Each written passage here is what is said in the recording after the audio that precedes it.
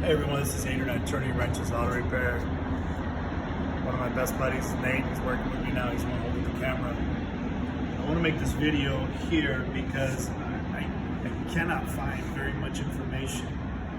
I even went into Identifix, but it doesn't give me any information on how this, let me see if I can find it, how to remove this lighting module connector, because it bolts in here, feeds in here, and it bolts onto the HID bulb here. And I actually found someone that would recommend cutting this, and I don't want to compromise the integrity of these wires at all. So I want to show you what I did so that I can feed this out. So if you look at this lighting module here, these wires right here, the red one goes here and the white one goes here. And it is covered with this and then this right here.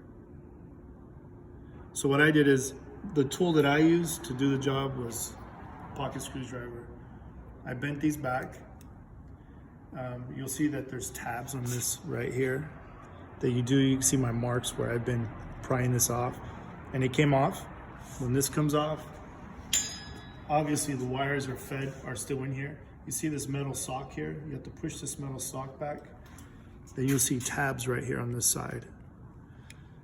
I initially started with these tabs, but it wasn't popping off. So I went to here and it popped.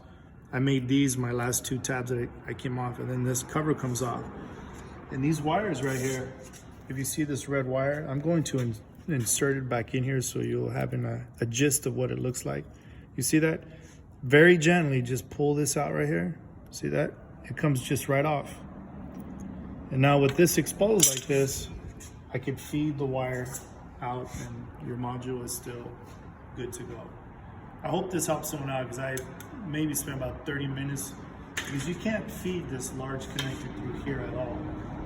And this being the old headlight module, I actually broke something in there just to see what it would do, and it didn't come out. So fellow techs, I hope this helps someone who's doing these, and we'll go from there. We'll see you guys.